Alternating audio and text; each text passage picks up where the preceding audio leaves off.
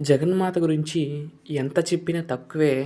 ఆ జగన్మాతల్లో స్త్రీ రూపంలో ఉన్న ఏ అమ్మవారైనా గూడా జగన్మాత కిందనే నేను భావిస్తూ ఉంటాను కాబట్టి, నాకు తెలిసినప్పటి నుండి గూడా కొంచెం ఊహొచ్చిన కాడ నుండి గూడా ఫస్ట్ నుండి వెంకటేశ్వర స్వామే తిరువారాధన చేస్తూ ఉంటాను. ఇప్పటికి కూడా వెంకటేశ్వర స్వామే. కానీ ఎప్పుడైతే అమ్మవారి పాదాలు ఎప్పుడైతే పట్టుకున్నానో అప్పటి నుండి నా దిశ మొత్తం మారిపోయిందని చెప్పుకోవచ్చు. ఆ ఇద్దరు అమ్మలు కూడా నాకు తోడుగా ఉండి నాకు ఆశీర్వాదం ఇస్తూ నన్ను ముందుకు నడిపిస్తున్నారని నేను నమ్ముతూ ఉంటాను. వాళ్ళల్లో ఒకరు పద్మావతి అమ్మవారు, మరొకరు విజయవాడ కనకదుర్గ అమ్మవారు. వీళ్ళిద్దరికి కూడా అమ్మ దయ ఉంటే అన్నీ ఉన్నట్లే అని ఒక మాట ఉంది. అది ఎందుకన్నారో కానీ మహానుభావులు 100% గ్యారంటీ అదేనండి. అమ్మవార్లిద్దరి దయ ఉంటే, అమ్మ దయ ఉంటే అన్నీ ఉన్నట్టే. ఇక్కడ మనం శ్రీదేవి, భూదేవి అంటున్నాం. శ్రీదేవి అంటే కనుక లక్ష్మీ అమ్మవారి స్వరూపం. భూదేవి అనగా పద్మావతి అమ్మవారి స్వరూపం. శ్రీ అంటే లక్ష్మి అనే అర్థం వస్తుంది. శ్రీ అంటే లక్ష్మి అనే అర్థం. అందుకని లక్ష్మి శ్రీదేవి. భూదేవి అంటే పద్మావతి అమ్మవారు భూమిలో నుండి పైకి వచ్చారు కాబట్టి భూదేవి అనే అంశతో పిలుచుకుంటూ ఉన్నాం. అమ్మవారు ఎన్ని రూపాల్లో ఉన్నా సాక్షాత్తు అమ్మవారు శ్రీచక్ర రూపంలో ఉన్నది ఆ అమ్మవారే ఒక్కరే. ఏ అమ్మవారైనా కావచ్చండి. లలిత కావచ్చు, సరస్వతి కావచ్చు, లక్ష్మి కావచ్చు, లేదంటే కామాక్షి కావచ్చు, ఇంకా వారాహి కావచ్చు, లేదంటే ఇంకా చాలామంది దేవతలు ఉన్నారు స్త్రీ రూపంలో ఉన్న దేవతలు. వాళ్ళందరి యొక్క మూలశక్తి అమ్మవారే. ఆ అమ్మవారే దుర్గా అవ్వచ్చు, లక్ష్మి అవ్వచ్చు, పద్మావతి అవ్వచ్చు. కానీ మనం ఆఖరికి పూజించేది ఆ అమ్మనే. ఆ మూలశక్తినే మనం పూజిస్తూ ఉన్నాం.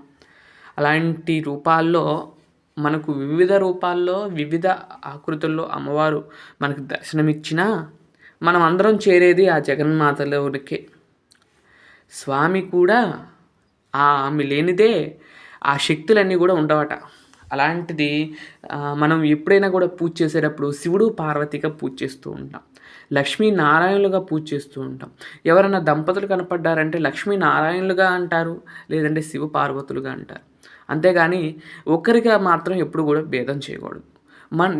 మనం ఎంత స్వామి అమ్మవారిని ఆరాధించే వాళ్ళమైనా సరే స్వామి అనుగ్రహం లేని అమ్మ కూడా ఇవ్వదండి. ఇద్దరి అనుగ్రహం కంపల్సరీ కావాలి. మీ లీలలు ఏం చెప్పాలి అంటే కనుక అంతా ఇంత అని కాదు.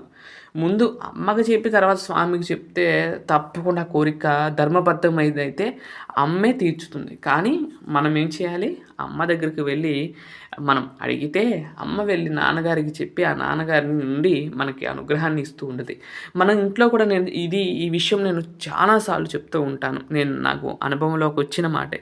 ఎప్పుడన్నా మన ఇంట్లో కావాలి అయినా ఏమన్నా చేయించుకోవాలంటే కనుక ముందుగా అమ్మకు చెప్పి ఆ తర్వాత అమ్మ వెళ్ళి నాన్నకు చెప్పి ఆ తర్వాత మన యొక్క కావాల్సినవి తీర్చుకుంటూ ఉంటాం. మనకు అవసరమైనవి తెప్పించుకుంటూ ఉంటాం.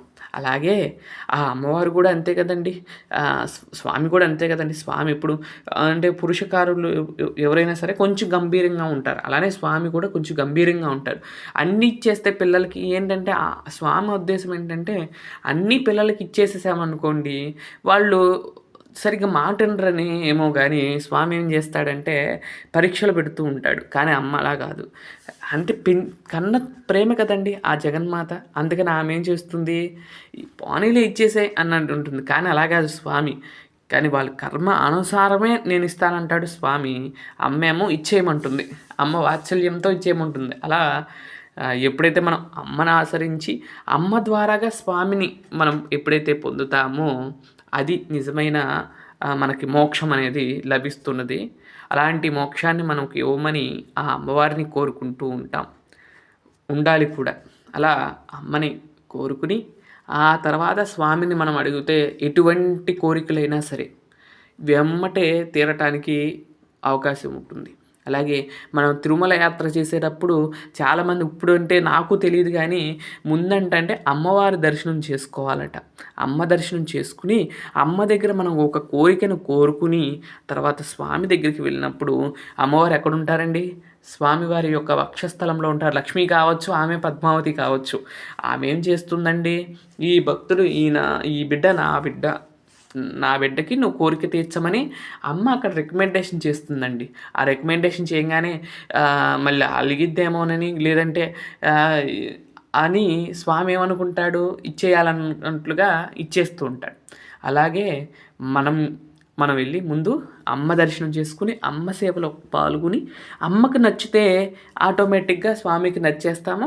ఆ స్వామి యొక్క అనుగ్రహం పరిపూర్ణంగా మనకొచ్చేస్తుంది. అందుకని ముందుగా అమ్మ దర్శనం చేసుకొని, పూజ చేసేటప్పుడు కూడా ముందుగా అమ్మ నామాన్ని తలుసుకుని, ఆ తర్వాత స్వామి నామం తలిచినా ఏం కాదు. లేదంటే ముందు స్వామి నామం తలిసి, తర్వాత అమ్మవారి నామం తలిసినా అమ్మవారికి చాలా ఇష్టం. అలాగే స్వామికి ఇష్టం. కానీ ఒక్కరే అని చెప్పి అమ్మవారినే పట్టుకుని పూజ చేస్తే ఆ ఫలితం రాదండి. ఇద్దరిని కూడా పూజించాలి. శివుడు ఉంటే శివుడు, పార్వతి ఇద్దరిని పూజిస్తేనే ఆ పుణ్యం మనకు వస్తుంది. అంటే శివుడు సగ భాగాన్ని అమ్మవారికి ఇచ్చేశారు. విష్ణుమూర్తి వక్షస్థలంలో అమ్మవారిని నిలుపుకున్నారు. అంటే స్త్రీకి ఎంత గౌరవం ఇచ్చాడో చూడండి స్వామి. అలాగే మన చుట్టుపక్కల ఉన్న స్త్రీలకు కూడా అలాంటి గౌరవాన్ని మనం అందిస్తూ, అలాగే వారి యొక్క ఆ యొక్క అనుగ్రహాన్ని మనం, అమ్మవారి యొక్క అనుగ్రహాన్ని మనం పొందాలి అని నేను కోరుకుంటూ, ఈ విధంగా ఇద్దరిని పూజించి అమ్మవారి యొక్క ఆశీస్సులు మీరందరూ కూడా పొందాలని నేను కోరుకుంటూ, అలాగే నా జీవితంలో కూడా ఫస్ట్‌లో స్వామి అడిగినప్పుడు ఒక్కరినే పూజించినప్పుడు అంత అనిపియలేదు. కానీ ఎప్పుడైతే అమ్మవారిని ఆరాధించటం మొదలుపెట్టానో, దసరా శరన్నవరాత్రులు కావచ్చు, ఈ యొక్క పద్మావతి అమ్మవారి యొక్క పూజలు కానీ ఎప్పుడైతే మొదలుపెట్టానో, నా యొక్క కోరికలన్నీ కూడా ఒక్కొక్క దాని తర్వాత ఒకటి అమ్మే చూసుకుంటూ తీరుస్తుంది. అంతా కూడా అమ్మవారి మీదే వేస్తానండి. స్వామికి పూజ చేసిన, నిత్య పూజలో స్వామికి పూజ చేసినా నా మనసులో మాత్రం అమ్మవారి మీదే ప్రత్యక్షంగా అమ్మవారే నన్ను చూస్తూ ఉంటారని నేను భావిస్తూ అమ్మవారికి సేవ చేస్తూ ఉన్నాను. ఈరోజు అమ్మవారి యొక్క ఉంజల్ సేవా కార్యక్రమాన్ని చేశాను. అలాగే మీరు ఎవరైనా పూజ చేసేవాళ్ళు ఇద్దరిని పూజించండి.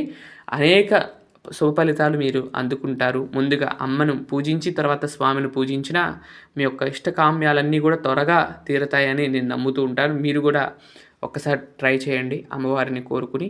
ఇదండి ఈరోజు వీడియో. ఊంజల్ సేవ ఇప్పుడు దాకా వీక్షించి నా మాటలు మీరందరూ కూడా విన్నందుకు అనేక ధన్యవాదాలు తెలియజేస్తూ, ఆ పద్మావతి అమ్మవారి యొక్క, ఆ వెంకటేశ్వర స్వామి వారి యొక్క ఆశీస్సులు మీ అందరి మీద ఎల్లప్పుడూ ఉండాలని మనస్ఫూర్తిగా కోరుకుంటూ, ఓం శ్రీ పద్మావతీ దేవ్యే నమః.